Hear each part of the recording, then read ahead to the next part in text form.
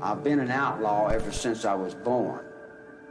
I went to reform school when I was about 10, and I learned to box and cry, and I learned to do all the things that you do in reform school. I escaped there a bunch of times, and I went to prison, and I learned everything that you do in prison. And I talked to all the guys and asked them everything they knew. And they told me, sincerity and honesty will do it.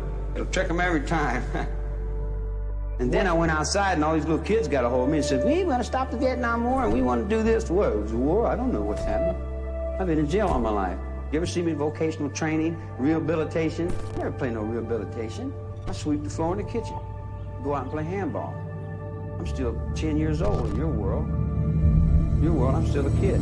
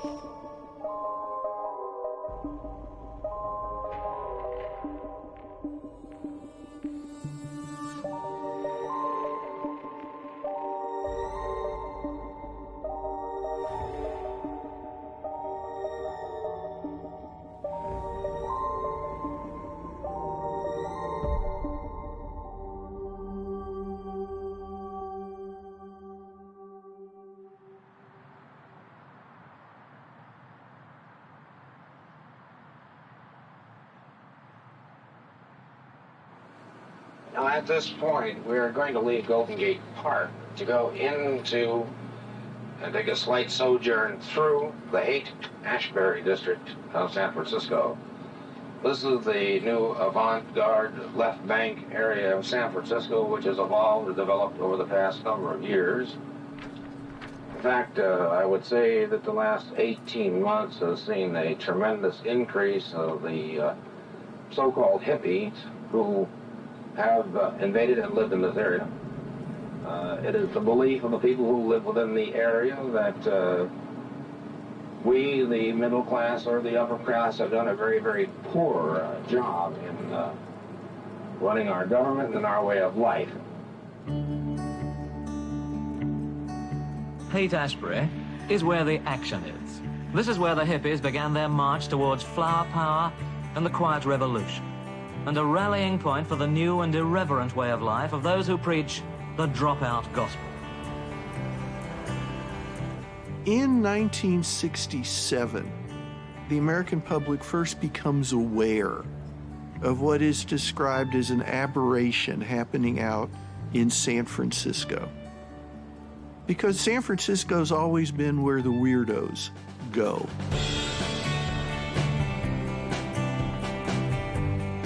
The idea was starting to spread among younger Americans, casting off supposedly the conservative chains of old American society.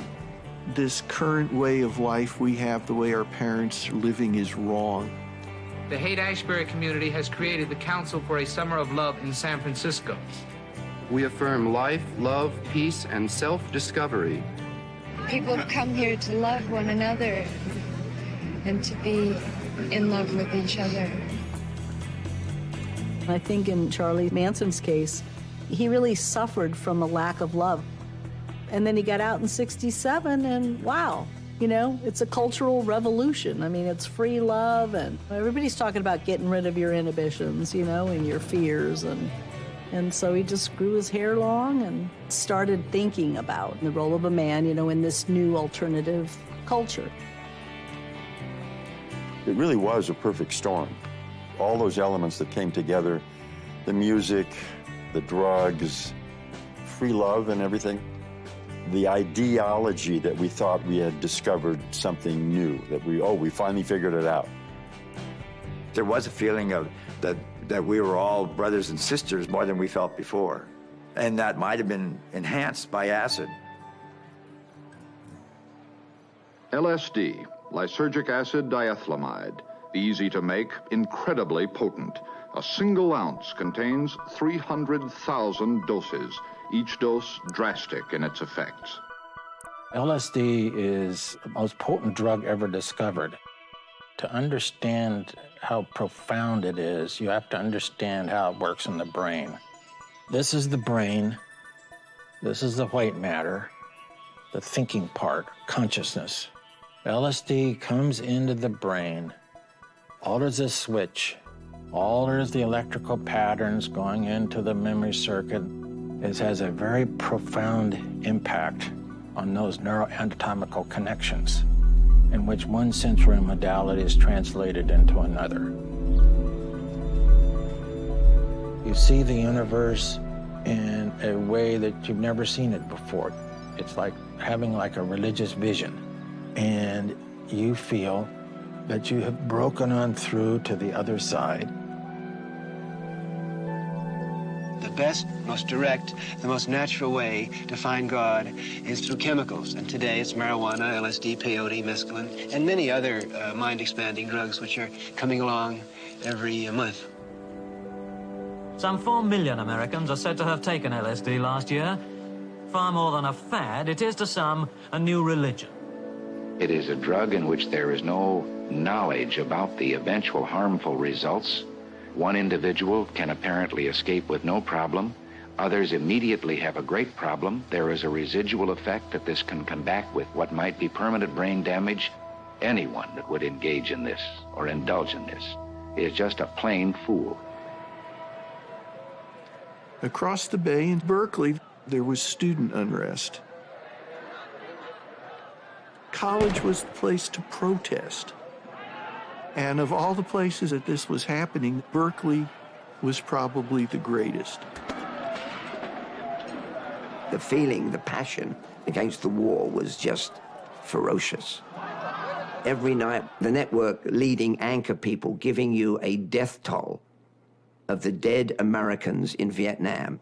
And the figures for last week reflected the sharp increase in the fighting. 408 Americans were killed, the highest number since the end of the enemy's May offensive. Americans dying for who knew why. And this is where we find Charlie Manson moving. He ends up in Berkeley. And he would be perfect fitting into the anti-war demonstrations, to the feminists. Except he didn't care about any goddamn war overseas. If blacks and women were oppressed, he thought that was great. That's the way the world's supposed to work. Free love, that screwed him up. How can you be a pimp if everybody can get laid for nothing? So Charlie's out of his element in Berkeley. But he does home in on the one thing. You've got young people who feel alienated.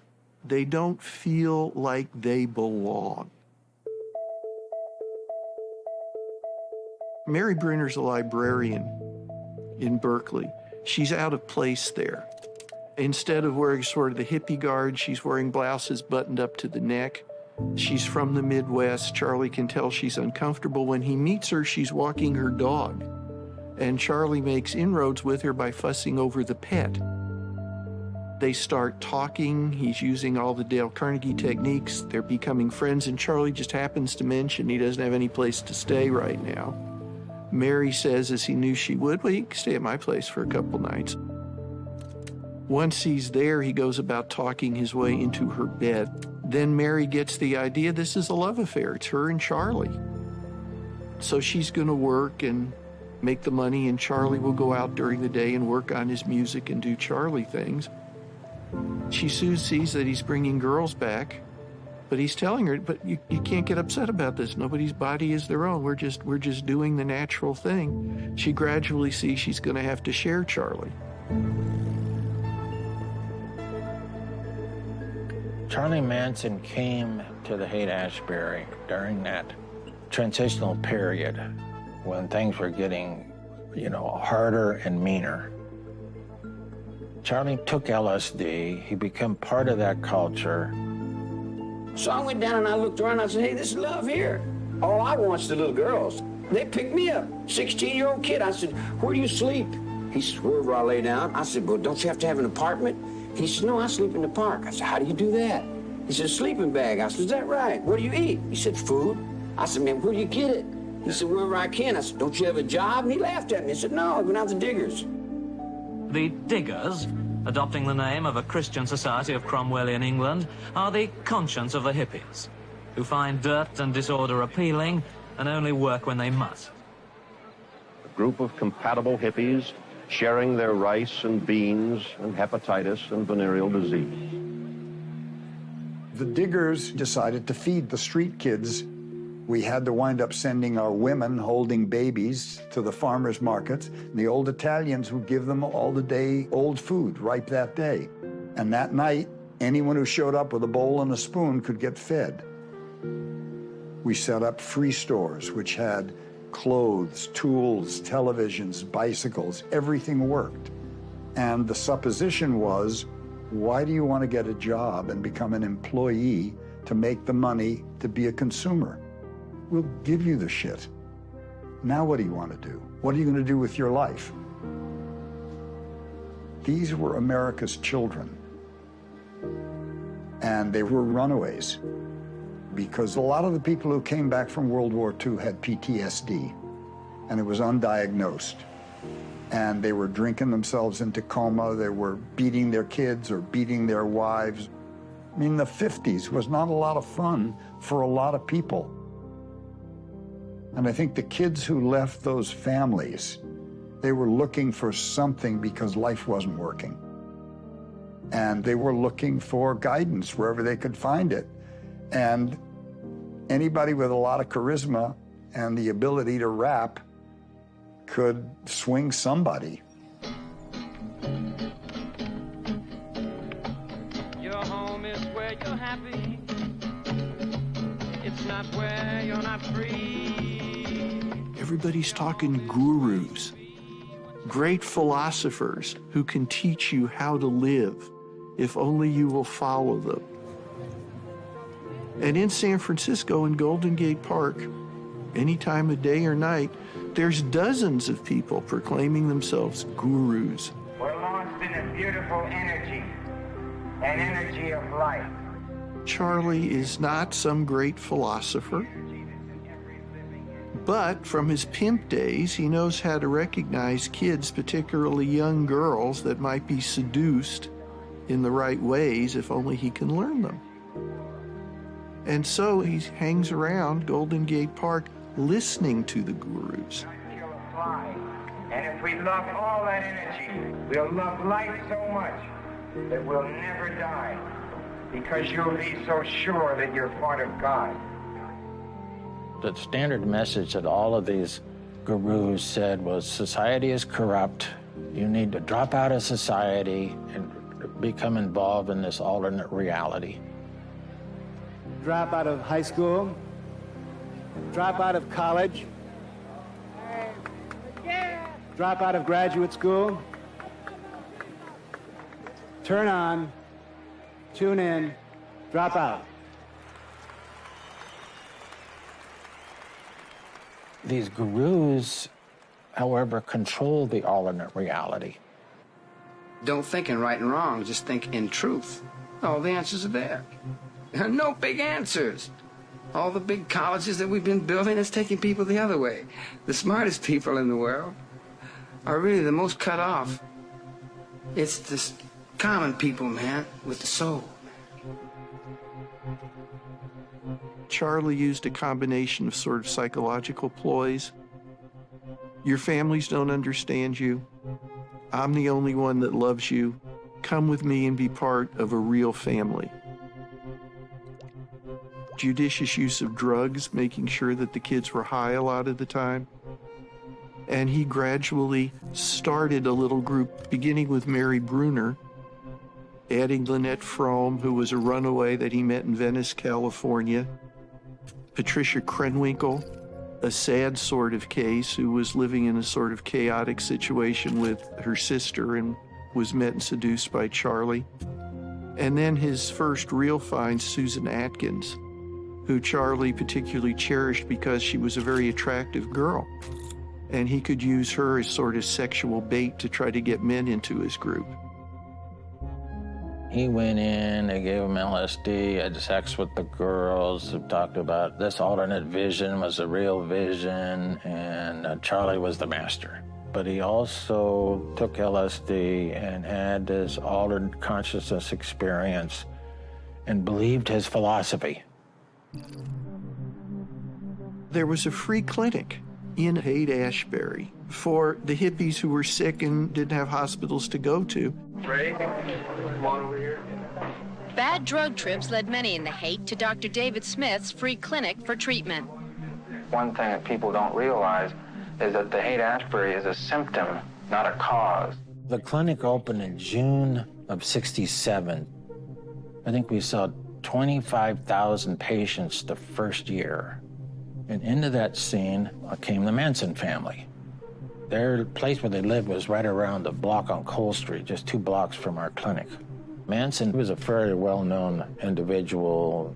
When they came to our clinic in '67 for medical reasons, it was really interesting, almost creepy, how much control he had over them. But if you see something creepy in a weird environment, you don't think it's that weird.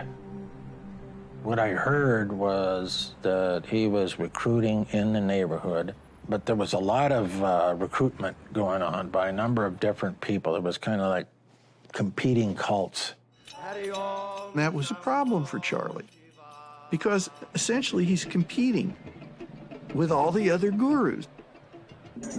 So he had to set up something that was different. Charlie still wanted to be a rock and roll star and intended to make that happen.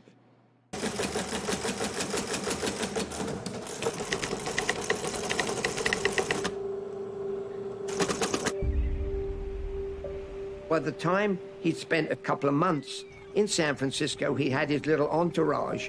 Charlie loaded his girls in the bus, and off he went on his merry way from San Francisco down to LA.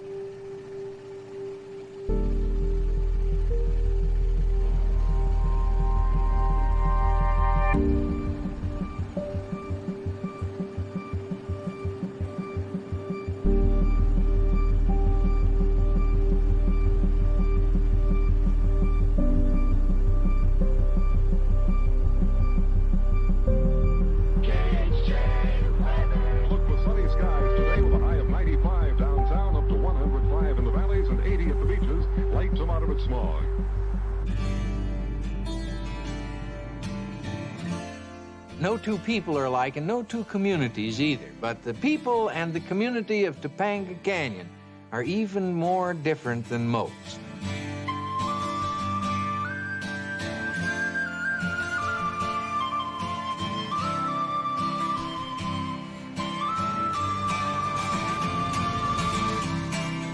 Everybody up here has kind of got an individualistic trip going, you know. They like to get out in the sunshine and take off their clothes and groove with the trees and paint their paintings and vote for Goldwater if they want to. I mean, you can't really help but be on a good trip up here because it's so beautiful. The true hippies are the people that just live the way that life is really meant to be without really any materialistic things. And they're very happy to get along very well without any money, though sometimes it gets kind of rough.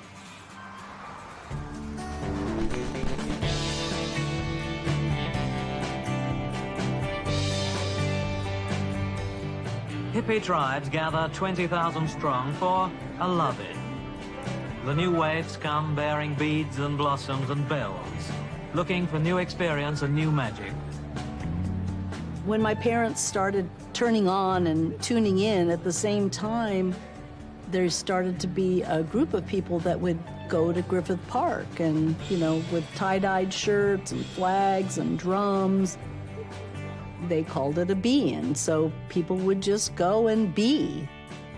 And my dad and a couple of the guys decided that they were going to do the dropout thing and got bread trucks, converted them to campers, and we had a big yard sale and sold everything, and in September we went on down the road.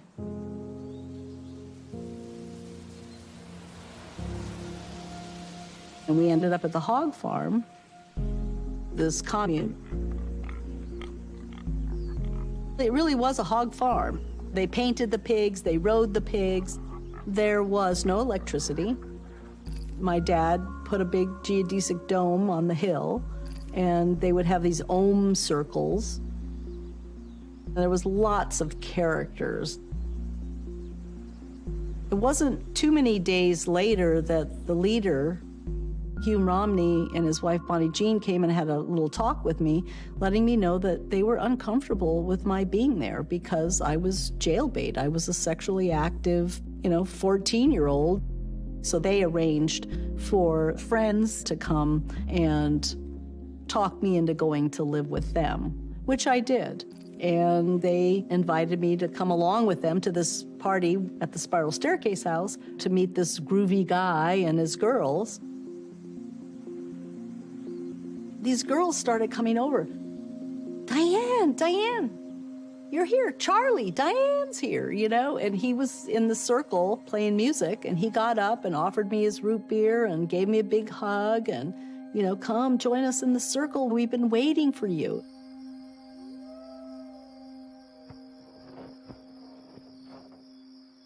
Charlie did take me to the bus that night and made love to me in a way that I'd never experienced it before, and made me really feel very, womanly. I felt totally accepted and totally loved and adored, and it was really magical. It just all ended up seeming, like Providence or something.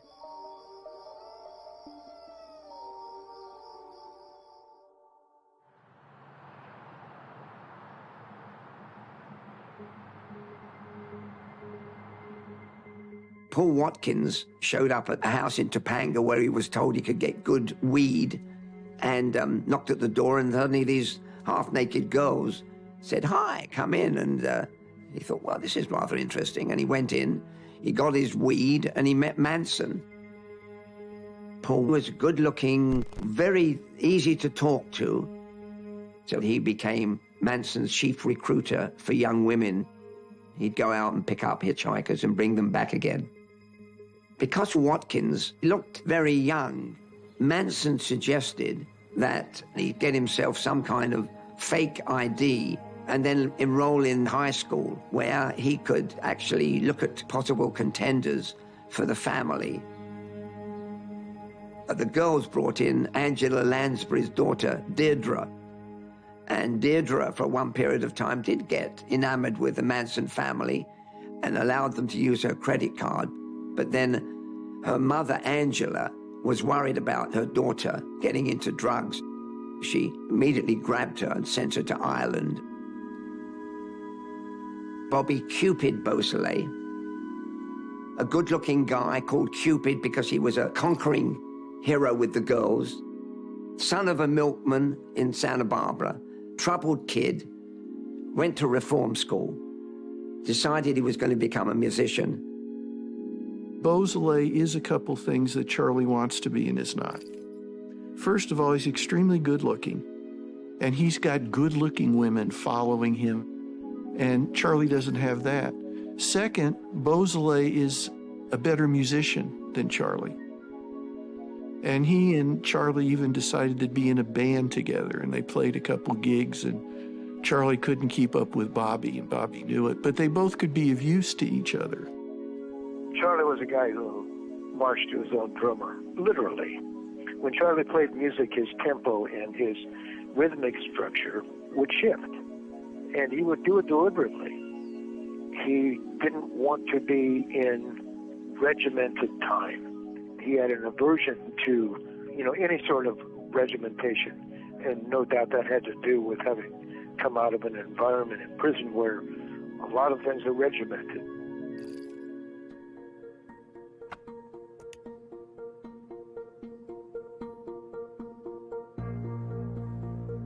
The music scene had primarily been in New York City for rock and roll during the 50s and the early 60s, and it shifted to the West Coast in 1964 when the Beatles came out, because Capitol Records, their label, was near the corner of Hollywood and Vine, and Phil Spector had been making records in LA for a few years, and also the Beach Boys became like the most popular band in America at that time.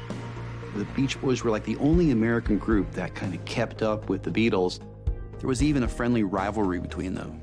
And then Dick Clark moved American Bandstand out to the West Coast.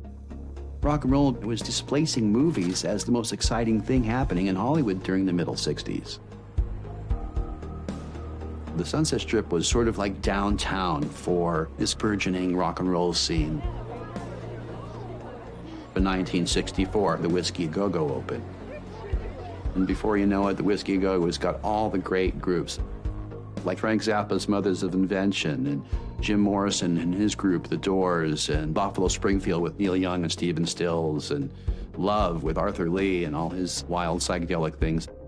And eventually, Led Zeppelin would play there, and Cream would play there, and all the biggest groups. The Whiskey A Go-Go had female DJs spinning records between the groups. They were in the glass booth above the dance floor, and they would dance to the records. One of the DJs, Joni Levine, designed a fringe dress based on the flappers of the 20s and paired it with white go-go boots.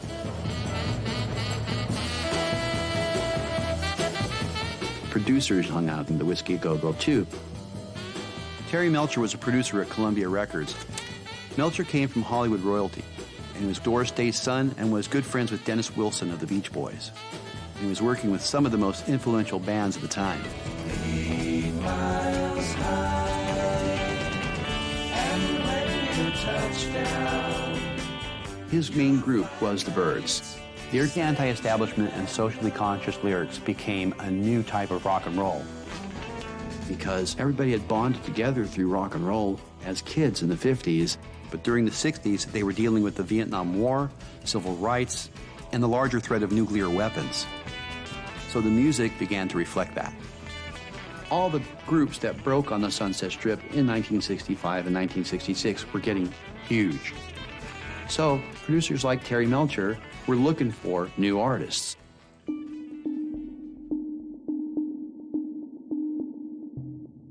And onto that scene comes Charlie looking for a record deal. Manson made it clear in his last years in prison that his goal was to be a professional musician. The last couple of years of his sentence, he meets Phil Kaufman. Phil is in for a marijuana bust. I was walking in the yard, and there was this guy playing a guitar, you know, and he's singing his song. He was singing, "The Shadow of Your Smile." And, you know, a very popular song, and I thought he was quite good. I asked him what's going on. He said, you know, I write songs, and, you know, I'm going to be out of here soon. Phil knew some people in L.A. who were in the music business. To Manson, that made Phil the perfect best friend he'd ever known. Phil had given him the name of Gary Stromberg, who was a music producer at Universal Studios in L.A., and Stromberg invites him into the office to record a demo disc. Hi, Charlie, baby. Okay. Let's see. Whatever you feel like, man. Yeah. If I can make myself nervous, I should be able to make myself unnervous. And it makes sense that it works both ways there. Let's see.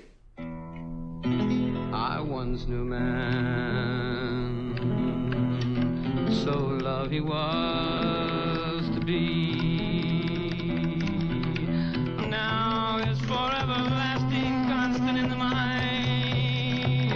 Illusions with memory scheming and lies in the mind all the time.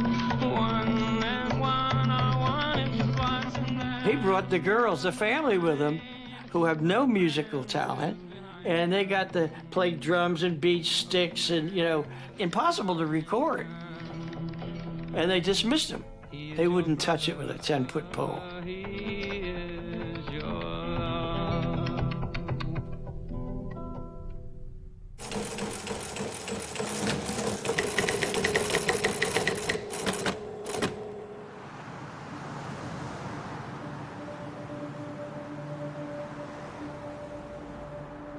When I got out, this fellow I knew named Harold True took me to this house in Topanga Canyon. It was an abandoned house with no electricity and no plumbing. The first time that I actually met the girls, and it was all huggy, kissy, Phil, hello, Phil, welcome, Phil. And whoa, I just got out of prison. There's sex and there's food and there's hanging out with girls. And it was just an idyllic situation. We all took acid a lot, did a lot of that. And Charlie's music became his drug of choice to entice people. When a new girl would come, everybody sit around, he'd play his guitar and play his song, Look at Your Game Girl. Look at your game, girl. What a mad delusion. Living in that confusion, frustration and doubt. Can you ever live without the game? You can see where it would be an enticement. You know, a girl lost. These people are all over her, hugging her, kissing her, combing her hair, and Charlie singing to her. You know, it seemed like a good deal.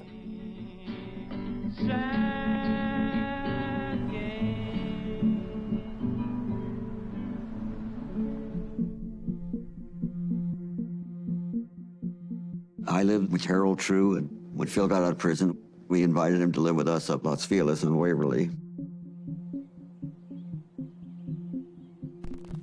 The house is on a hill, and the front lawn is covered by hedges, so you can't really see until you get up to it. And I look over and I see all these fairies dancing on the front lawn. So Harold used to like to bring home the freaky freaks for our entertainment. So I thought this is another crew that Harold found and brought home. But it turned out to be Charlie and all his girls. Harold True had a nice house, and we went over there and partied. He'd always had lots of grass, and sometimes he had some acid. And we'd just spend the night or a couple nights there at his house, and he was just a friend of Charlie's. Well, I thought Charlie was just a great con man, a P.T. Barnum. I got the impression that he picked up a lot of things, maybe from different people in Haight-Ashbury or around there and down. And then he put them in his repertoire.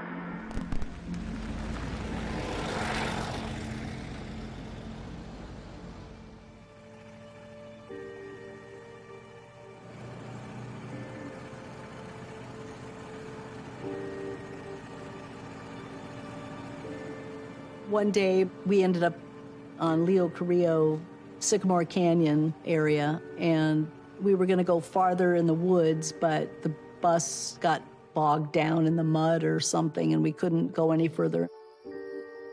And we stopped in the woods somewhere, and we stayed there for a while.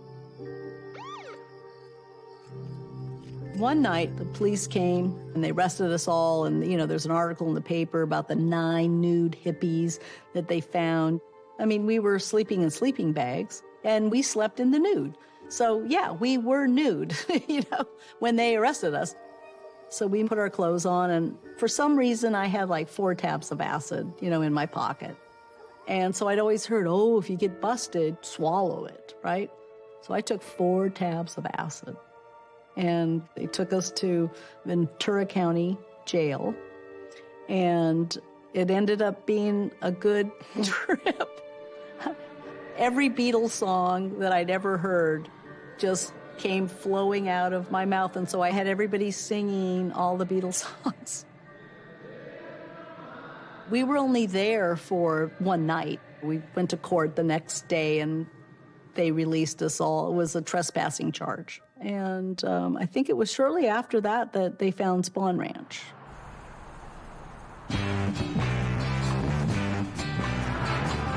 San Francisco, in LA, no one's on the street.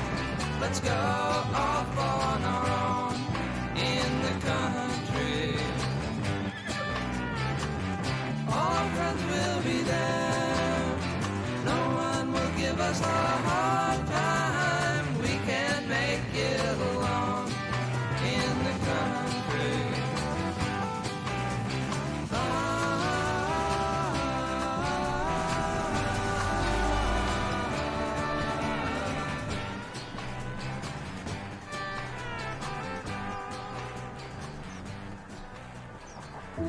Spawn Ranch was out that long road out to Topanga.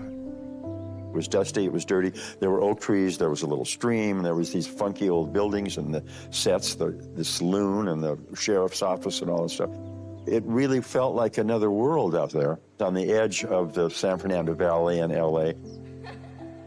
It was perfect. It was really fantasy land, and this fit right in. Charlie introduced us to the joys of dumpster diving behind the grocery stores. We had our favorite ones because they had better food that they threw out that was still good. Charlie would tell us that needing food was just like our imagination. Air and water was enough. Then there was always like the evening get-together. Drugs were being smoked and taken. Charlie builds a bonfire out in the middle of the yard, and he gets a guitar and has everybody smoke marijuana and gets them all stoned, and then they sing songs. One of Charlie's basic creeds is that there is no crime, there is no sin, that it's all just a game.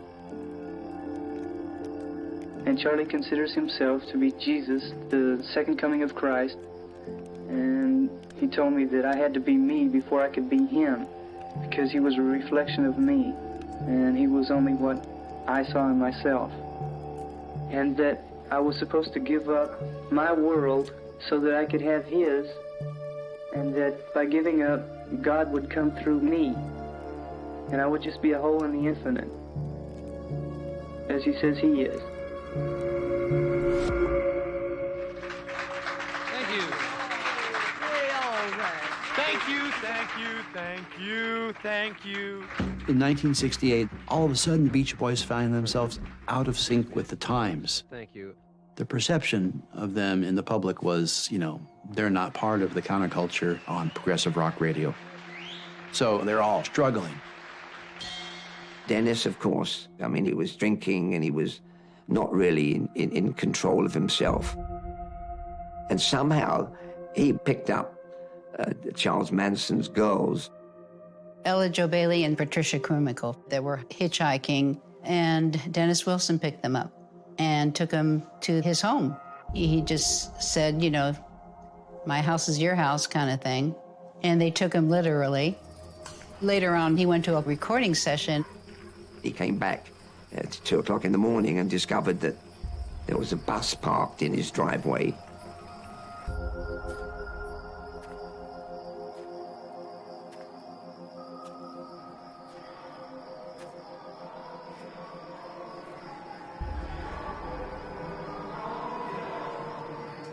And guess who greeted him at the front door of his mansion?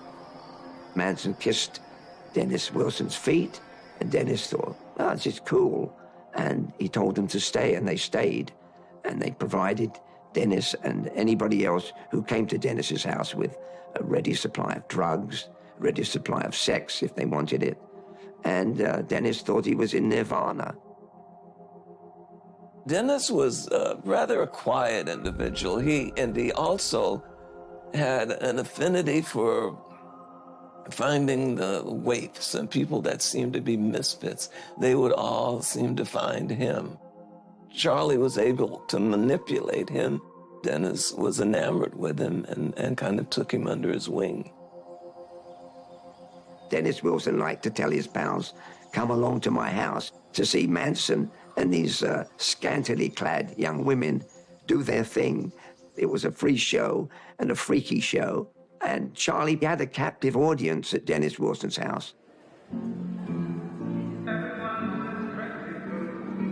A lot of people had to sit there and listen to Manson perform.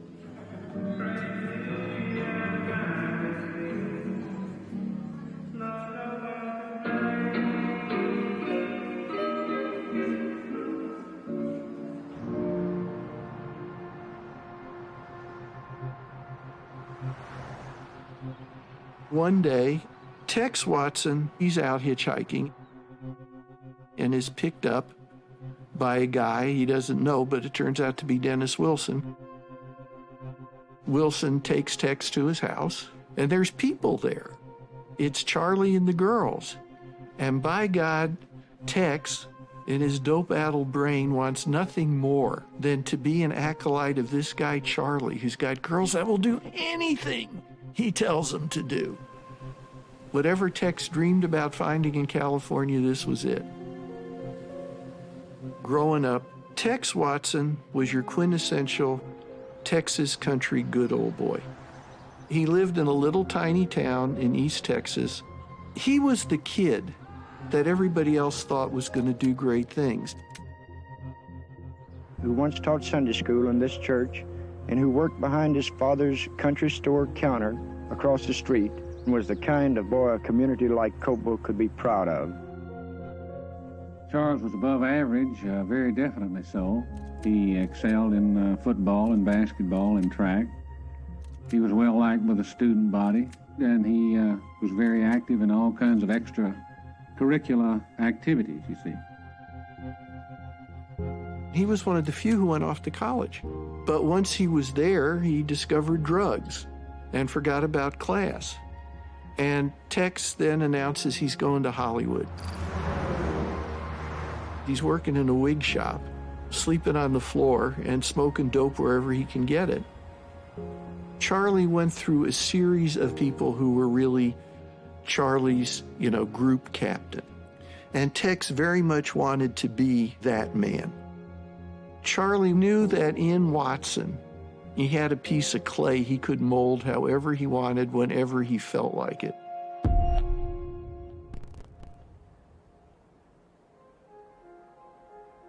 I was living with Bobby in our teepee in Topanga Canyon. I like to take walks by myself, and I met up with Paul Watkins. He actually just handed me a joint, and I took a couple drags, and he said, "Do you want to see a really pretty place?" And I said, "Sure." So we went to a waterfall and a pond, and we went skinny dipping, and we ended up having sex.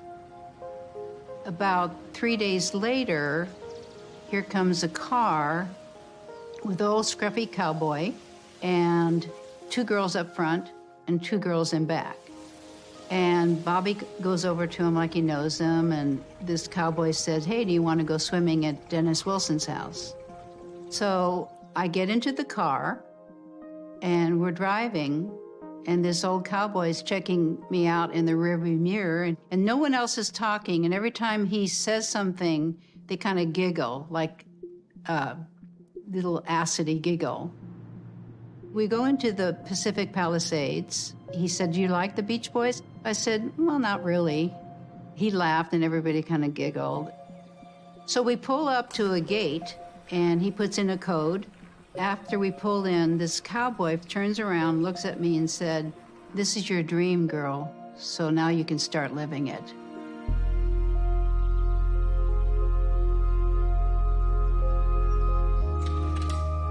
I walk in, and there's beautiful young people everywhere.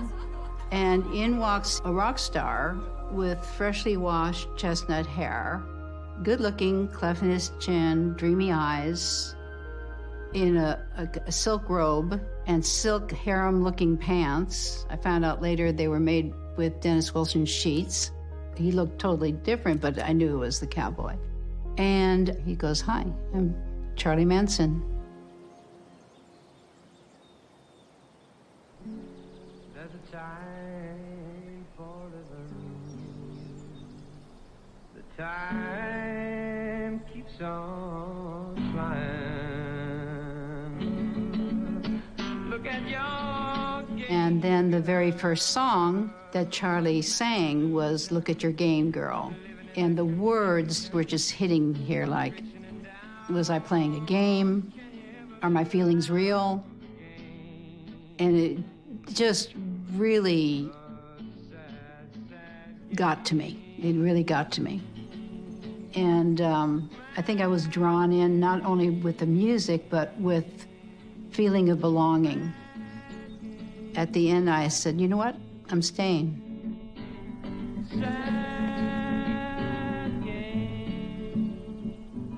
Charlie was very charismatic, and he had this uncanny ability to read people and immediately know what our weaknesses were and what we needed, and he would become that person and fulfill that. And he would tell us, I don't think at all. So when I get a thought, it doesn't come from me. We took that to think it comes from like a God. So we just thought he was the closest thing to being the one. And we all wanted to be not only like Charlie, we wanted to be Charlie. We wanted to have no thoughts, no cares, and be able to be a conduit to truth coming from on high. What struck me is how excited they were when Manson kind of gave them the entree into Dennis Wilson's house. I mean, there were these young kids who all of a sudden were hobnobbing with Dennis Wilson and all these people, the mamas and the papas, and Dean Martin's daughter. They thought this was heaven. Terry Melcher, Greg Jacobson, and Dennis Wilson were all bosom buddies. These young men, all good-looking, still needed little extra pizzazz to their lives. So anybody with a rough reputation might have been adopted into the scene.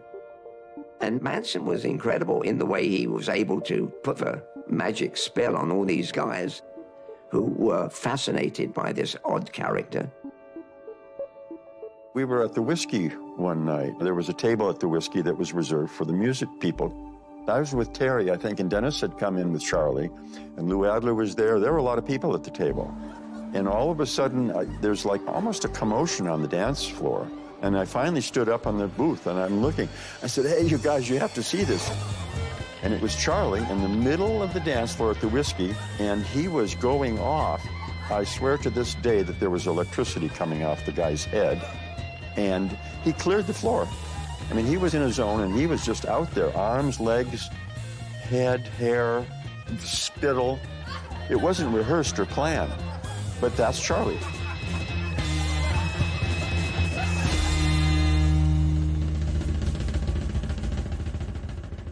The Beach Boys had formed their own record label, Brother Records, and Dennis thought Charlie could potentially be one of the artists. They did try working with him, and they did try making something happen with him. Brian Wilson had a studio up in his home.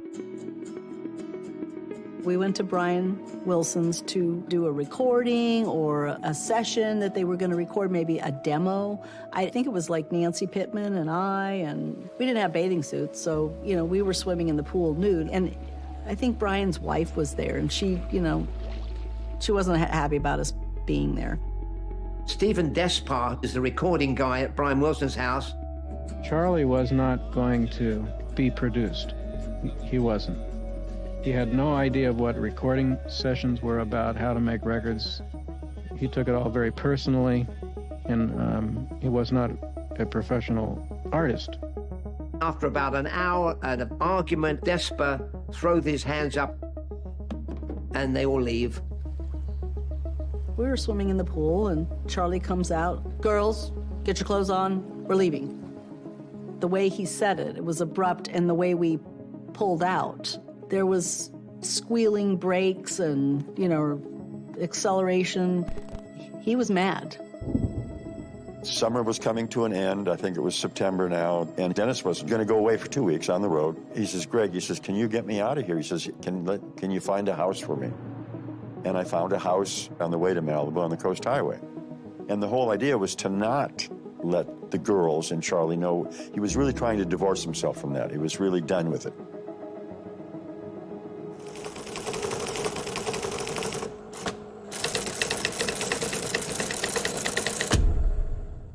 Direct from our newsroom in Washington, in color, this is the CBS Evening News with Walter Cronkite. Good evening.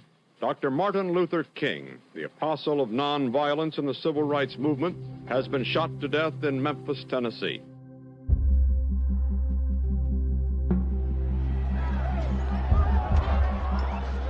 "1968 was a horrible year.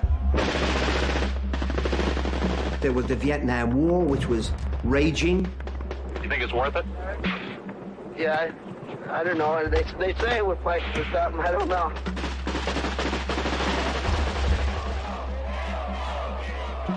The protests got violent.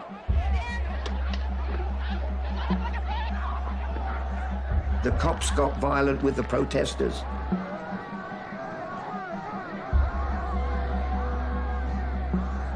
all of it began the first time some of you who know better let young people think that they had the right to choose the laws they would obey as long as they were doing it in the name of social protest.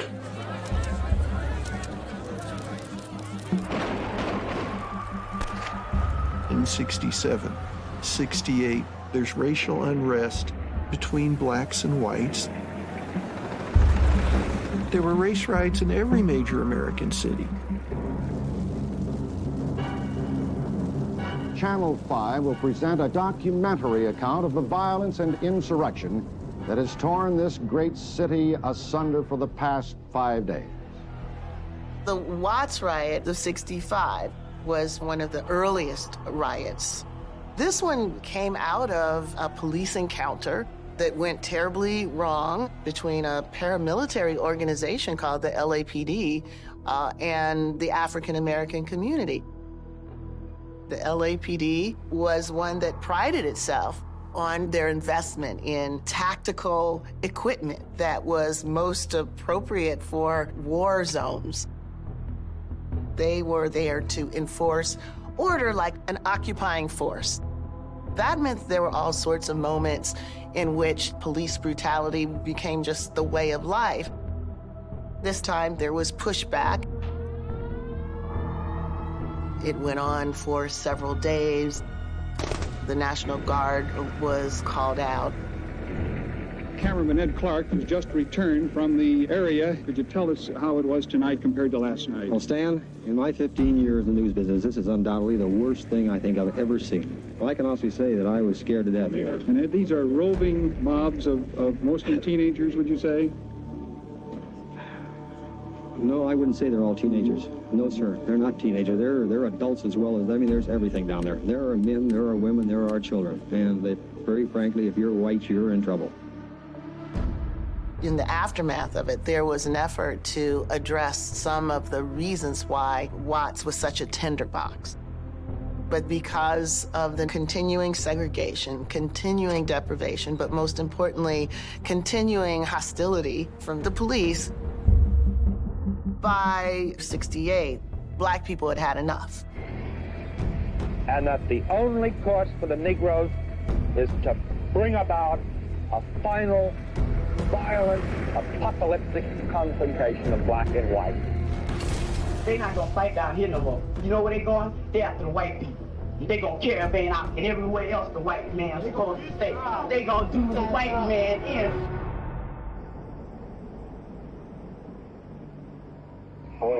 Something like it happened in 76 American cities this summer.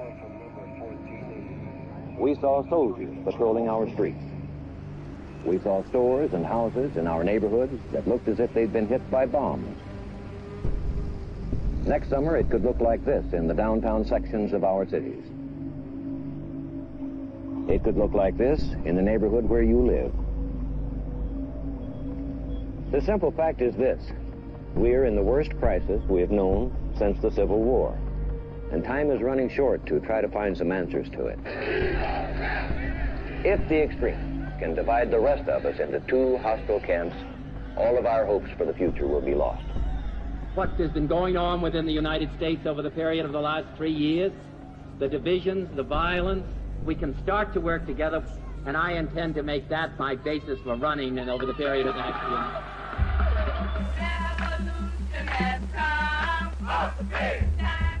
The majority of white people associated rising demands of African Americans with such a deep threat to the social order that some actually thought that the rise of the Black Panthers was a precursor to the arrival of the Antichrist. The Second Amendment of the Constitution guarantees the citizen a right to bear arms on public property. Taking advantage of a law which authorized the carrying of visible arms, patrols of the Black Panther Party for self-defense cruised in the ghetto following police cars. As soon as a black is arrested, they check the procedure, making sure the law is observed and that their brother knows his rights. As a result, the police hate them and the black community admires them. We have to understand that we're talking about our survival and nothing else.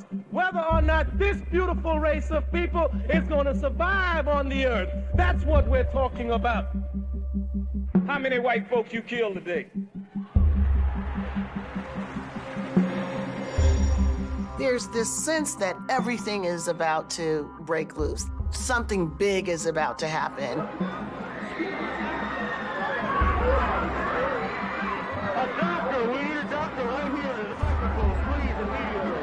A few months after Martin Luther King was assassinated, heir apparent to the White House, Bobby Kennedy was murdered in the kitchen of the Ambassador Hotel. And then you have all these runaway children that are the product of this chaos, all the lies, hypocrisy. And they're, of course, attracted to somebody like Charlie, who said society needed to change. And also, it's extremely empowering to them to hear that they are going to be part of the wheels of change. Manson's response was to try to start the ultimate race war.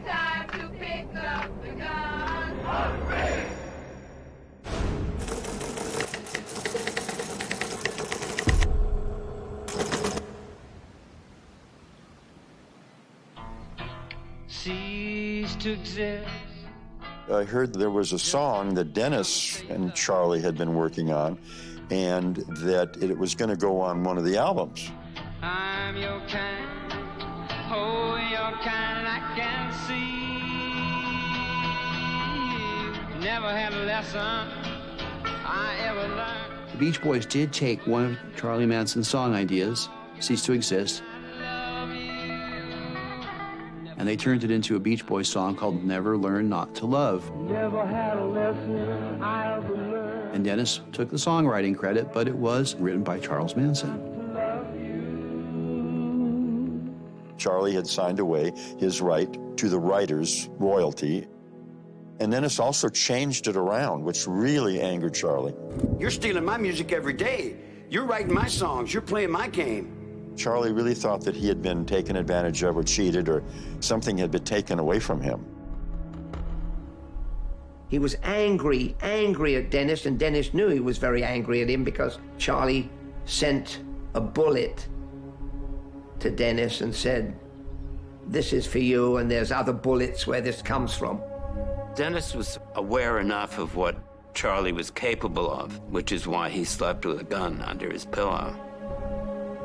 When I come up with a song and they change the words, I say, don't change the words. If you change the words, my shadows are running fast, man.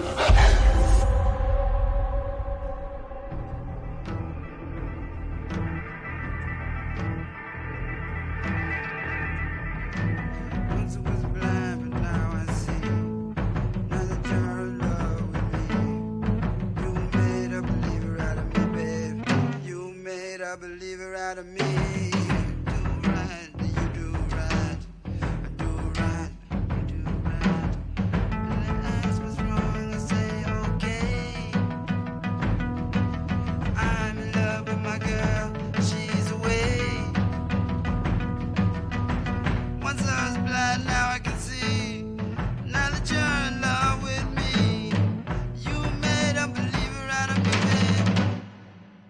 Rick, move your head.